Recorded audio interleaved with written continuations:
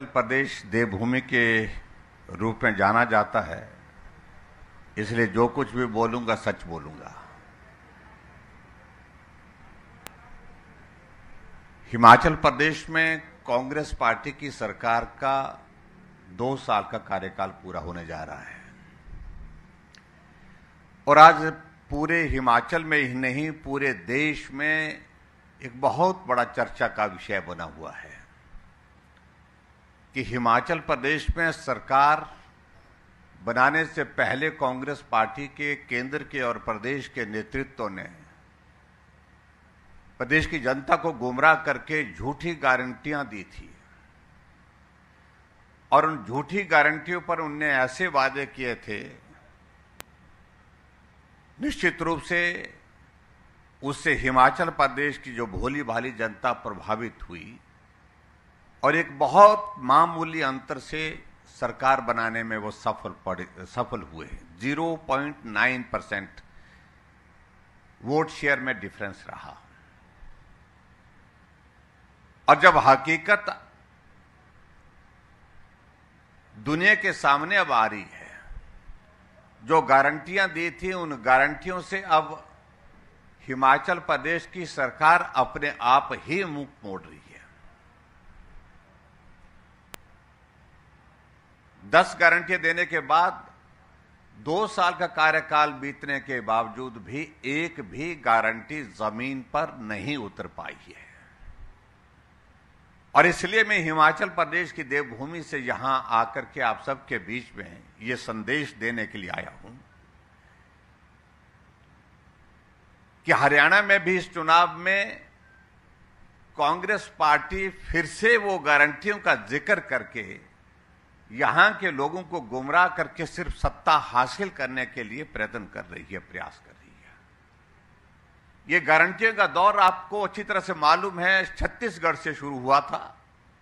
छत्तीसगढ़ के लोगों ने 5 साल तक गारंटियों का इंतजार किया। आखिर जब गारंटियां पूरी नहीं हुई तो सरकार को बाहर का रास्ता, कांग्रेस पार्टी को सत्ता से बाहर का रास्ता दिखाया और वही स्थिति हिमाचल प्रदेश में है।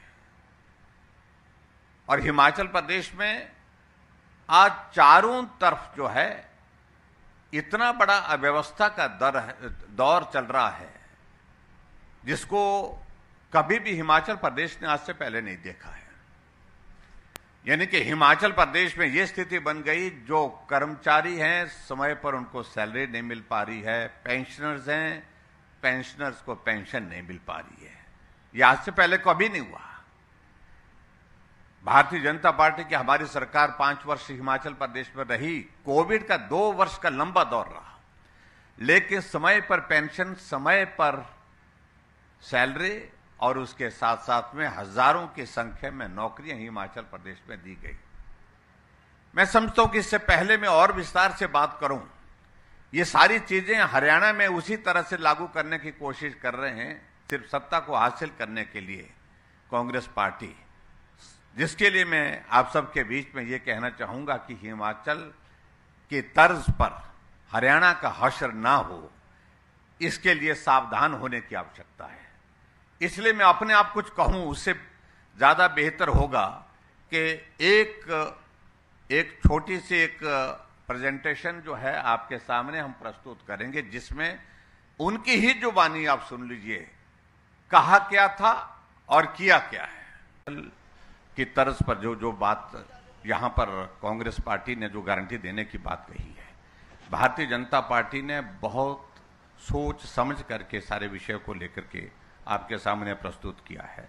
और जो बात कही है कि यहां लगभग 4 लाख करोड़ का ऋण है, लेकिन उसके बावजूद भी ऐसा माना जाता है कि ये प्रदेश अभी तक भी बहुत समृद्ध प्रदेश है, ऐसा माना जाता है।